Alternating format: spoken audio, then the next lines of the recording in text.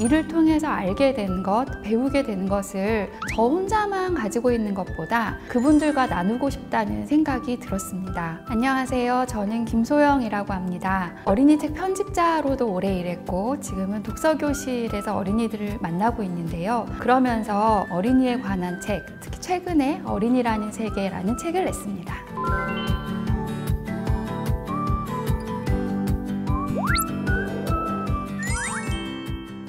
제가 어린이 책 편집자로 또 어린이 독서교실 선생님으로 모두 일한 기간이 한 20여 년이 조금 넘어가는데요. 한 분야에서 그렇게 계속 일을 하다 보니까 일을 통해서 알게 된 것, 배우게 된 것을 저 혼자만 가지고 있는 것보다 지식이나 감상이나 어떤 생각할 거리 이런 것들을 고민하시는 분들이 더 많으실 테니까 그분들과 나누고 싶다는 생각이 들었습니다. 제가 할 수 있는 만큼, 제가 아는 만큼 정말 감당할 수 있을 만큼의 내용을 담은 글을 쓰기로 했습니다.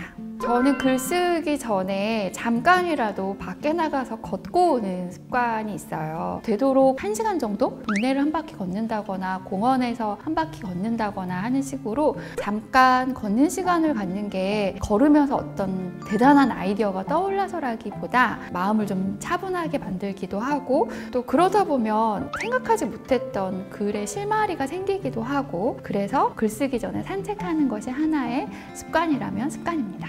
글을 쓰기 전에 대강의 개요를 꼭 잡고 시작하는 편입니다. 그런데 제가 개요를 잡을 때의 원칙은 중간에 언제든지 수정할 수 있는 정도로 아주 느슨하게 개요를 잡고 시작합니다. 왜냐하면 글이라는 게 맨 처음에 생각한 대로만 흘러가지가 않을 때가 더 많거든요. 그렇다고 해서 무작정 백지에서 시작하면 어디로 가는지 알 수 없는 글이 되기 때문에 아주 간단한 개요를 잡고 시작하는 편이고요. 원래 써야 되는 양보다 한 10%, 15% 정도 더 많이 쓴 다음 덜어내는 방식으로 글을 퇴고하는 것이 저의 글쓰기 방식입니다. 아무래도 최근에 쓴 어린이라는 세계가 저에게는 좀 각별한 의미가 있는데요. 저의 생활, 저의 마음, 제가 오랫동안 고민해왔던 몇 가지 문제들 그런 것들을 마치 일기처럼 솔직하게 쓴 글이다 보니까 부담도 없지 않았어요. 그런데 그런 만큼 많은 분들이 같이 마음을 포개주시고 본인들의 마음도 들려주셔서 저에게는 아주 각별한 책이 되었습니다.